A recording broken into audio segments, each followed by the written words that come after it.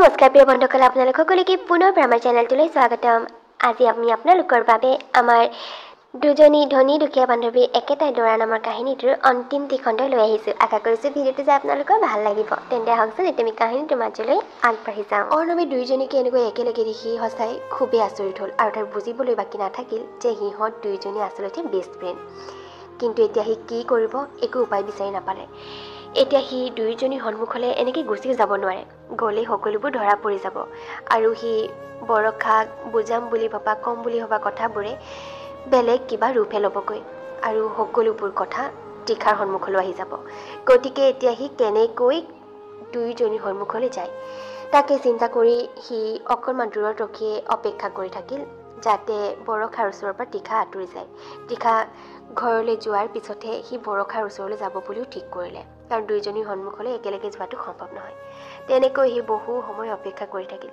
তাৰপিছতে সি দেখিলে যে তীখা ঘৰলৈ যাবলৈ ওলাইছে আৰু তীখা ঘৰলৈ যোৱাৰ পিছতহে অৰ্ণৱ বৰষাৰ ওচৰলৈ আহিল। অৰ্ণৱ, আহিলা? ইমান দেৰি কৰিলা যে?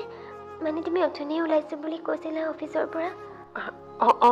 মানে ওলাইছিলোঁ, কিন্তু ৰাস্তাত ট্ৰাফিক জাম আছিল, সেইটো কাৰণে বহুত দেৰি হৈ গ'ল আহি পোৱা। কিন্তু মানে এতিয়া মা কেনে আছে? ভাল পাইছে ন অকণমান? পাইছে। মাক এতিয়া ইমাৰ্জেঞ্চি ৱাৰ্ডৰ পৰা উলিয়ালে। এতিয়া জেনেৰেল ৰুমলৈ শ্বিফ্ট কৰাইছে।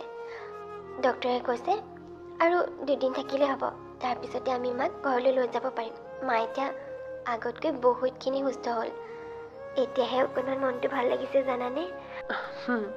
তোমাক কৈছিলোঁ নহয়, চিন্তা নকৰিবা একো, সকলো ঠিক হৈ যাব বুলি। দেখিছা সকলো ঠিক হৈ গ'ল এতিয়া।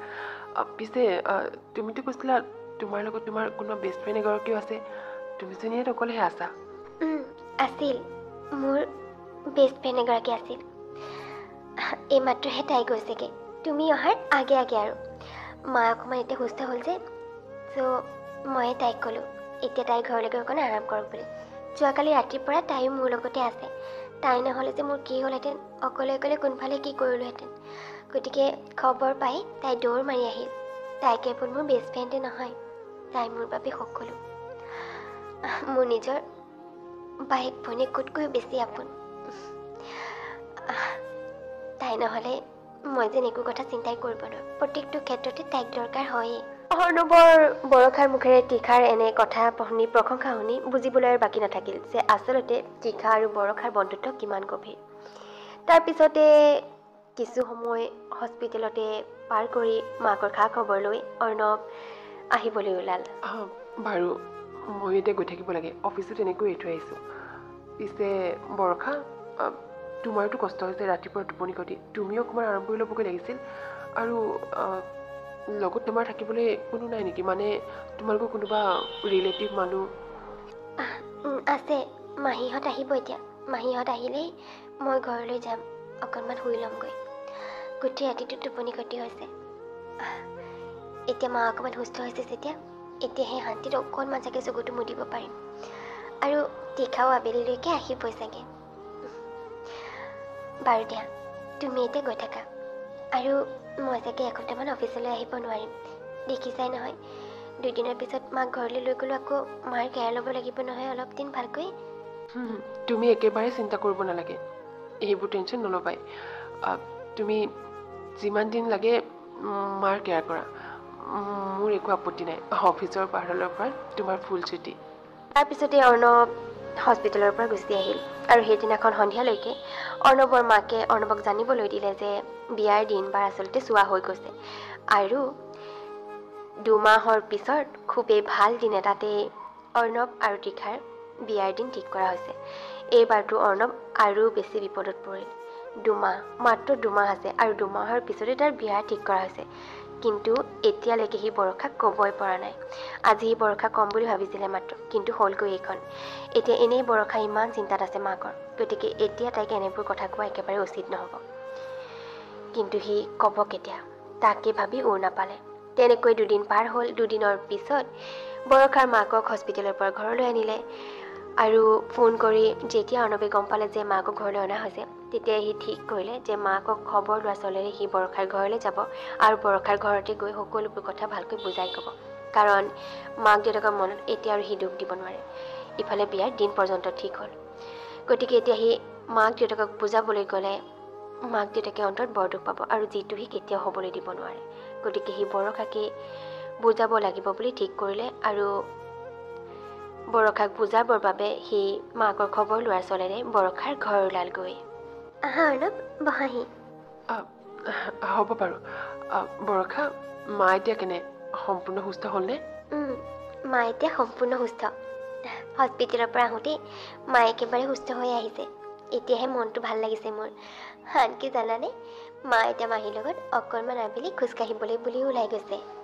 হয় নেকি বাৰু দিয়া শুনাচোন বৰষা তোমাৰ লগত মোৰ ইম্পৰ্টেণ্ট কথা এটা আছিল আচলতে অৰ্ণৱে যেন ভালে পালে এতিয়া অন্ততঃ সি বৰষাক সকলোবোৰ কথা ভালকৈ ক'ব পাৰিব যিহেতু মাকো ঘৰত নাই আৰু সেই বুলি কৈ সি বৰষাক কোৱা আৰম্ভ কৰিলে যে সি বৰষাৰ লগত যিটো সম্পৰ্ক আৰম্ভ কৰিছিল সেই সম্পৰ্ক দুদিন নহওঁতে সি শেষ কৰিবলৈ ওলাইছে আৰু তাৰ কাৰণটো সি বৰষাক ভালকৈ বুজাই দিলে যে কিয় সি বৰষাৰ লগত এই দুদিন নহওঁতে আৰম্ভ হোৱা সম্পৰ্কটো শেষ কৰিবলৈ ওলাইছে কথাষাৰ শুনি বৰষাৰ অন্তৰত খুবেই দুখ লাগিল কাৰণ তাইও অৰ্ণৱক অন্তৰৰ পৰা পচন্দ কৰিছিল কিন্তু এতিয়া অৰ্ণৱে তাইক এৰি মাক দেউতাকৰ পচন্দৰ ছোৱালীজনীক বিয়া কৰাবলৈ ওলাইছে কিন্তু তথাপিও তাই অৰ্ণৱৰ আগত তাইৰ দুখবোৰ প্ৰকাশ নকৰিলে তাই মাত্ৰ এটাই কথাই ক'লে অৰ্ণৱ আজি তুমি মোক যিকেইটা কথা ক'লা আচলতে সেইকেইটা কথা